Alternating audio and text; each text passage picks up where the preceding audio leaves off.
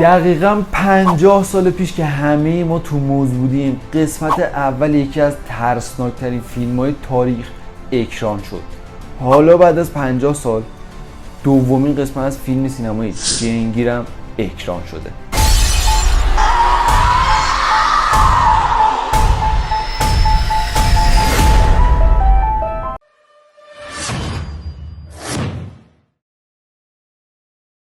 خیلی مخلصم. سلام و درود خدایان به لشکریان اودین. خیلی خوش اومدیم به برنامه خودتون. من علی شیخم، اینجا اودین موویه. امروز آمدیم با معرفی یه فیلم جذاب و خفن دیگه. جنگیر 2 هم اکران شد. بریم ببینیم تو دومین قسمت از این ترسناک نوستالژیک چه خبر و ارزش دیدن اصلا داره یا نه. لسباو. بعد از قسمت اول که تو سال 1973 اکران شد، حالا بعد از 50 سال قسمت دوم جنگیرم به اسم The Exorcist Believer اکران شد و کلی سر و صدا به پا کرده.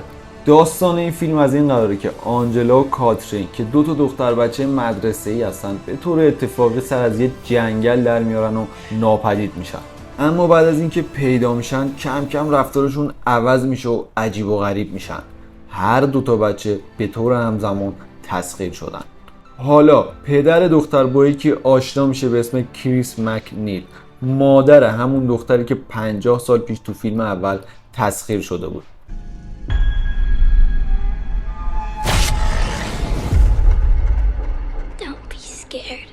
حاجی پشماتون بریزه، دقیقا همون بازیگری که 50 سال پیش تو فیلم اول بازی کرده بود الان تو همین فیلم هم داره بازی میکنه.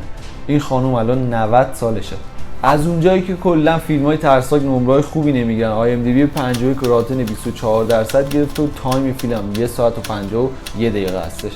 کارگردان فیلمم دیوید گوردون که قبلا سگانه هالووین رو کارگردانی کرده و فیلم توسط کمپانی یونیورسال ساخته شده.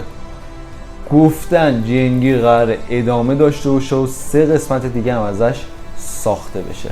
خب اینم از فیلم جنگیر. اگه این فیلم رو دید لطفا نظرتون راجبش برام کامنت کنید. دمتون گرم که تا اینجای ویدیو با من بودید. لایک و سابسکرایب و کامنت و انرژی خوبم یادتون نره.